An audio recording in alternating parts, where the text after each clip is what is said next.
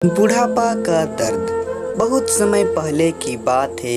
एक गांव में रमेश नाम का एक आदमी रहता था जो बहुत बूढ़ा हो चुका था, जिस वजह से रमेश को कम दिखाई देता था और बहुत कमजोर हो गया था। इसलिए अपनी बची कुची जिंदगी अपने बेटे सोहन के साथ बिता सके, इसलिए शहर में रह रहे उसके बेटे सोहन के घर रहने चला गया।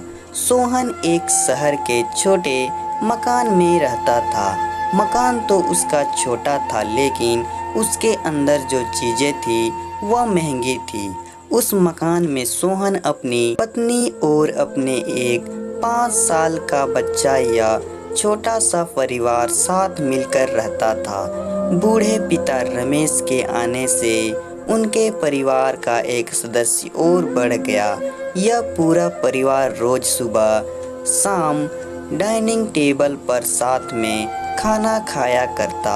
बूढ़ा पिता रमेश अपनी कमजोरी के चलते हमेशा खाने की चीजें नीचे गिराता रहता और कई बार कांच के बर्तन भी टूट जाया करते थे। कुछ दिनों तक तो बहू और बेटे सोहन ने यह सब सहन किया, लेकिन बाद में वे दोनों रमेश की ऐसी हरकतों से चिढ़ने लगे। एक दिन बेटा सोहन ने कहा कि ऐसा कब तक चलेगा, हमें कुछ करना पड़ेगा। उसकी पत्नी भी इस बात से सहमत हुई। अगले दिन बेटा सोहन कहीं से एक पुराना मेज लेकर आया था और घर के एक कोने में उसे लगा दिया और अपने पिताजी रमेश से कहा कि आप यहीं पर बैठकर खाना खा लिया कीजिएगा। उन्होंने एक लकड़ी का बर्तन भी बनवाया जिसमें वे अपने बूढ़े बाप रमेश को खाना देते लगे। अपने कांच के कीमती बर्तन बचाने के लिए अपने बूढ़े बाप रमेश को लकड़ी का बर्तन देने में उन्हें जरा भी शर्म नहीं आई। अब खाने का समय जब जब होता तो बूढ़ा बाप रमेश एक कोने में बैठकर खाता और बाकी का परिवार डाइनिंग टेबल पर खाना खाया करता।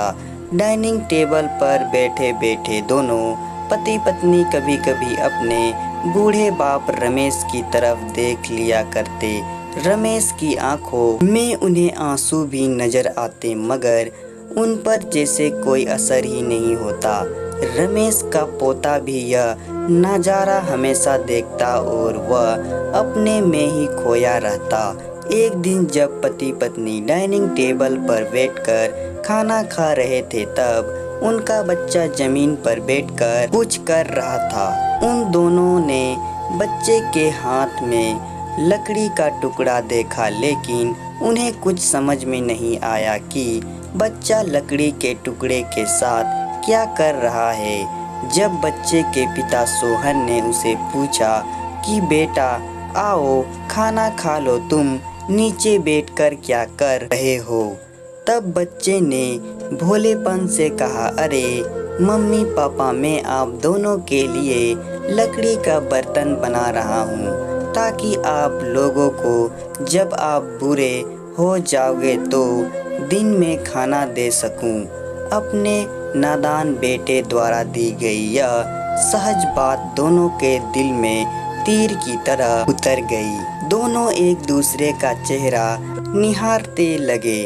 बिना कुछ कहे ही दोनों की आंखों में पानी आ गया और उन्हें अपनी भविष्य की किताब अपने आप के सामने खुलती हुई नजर आई।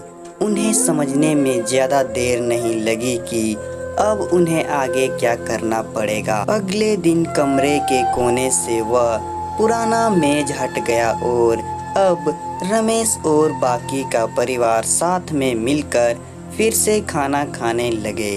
रमेश की कमजोरी की वजह से हो रही गलतियां भी अब किसी को नहीं चिढ़ाती थी। दोस्तों, यह कहानी हमें बताती है, हर वह पत्ता जो आज हरा है वह कल सूखेगा और डाली के नीचे भी गिरेगा।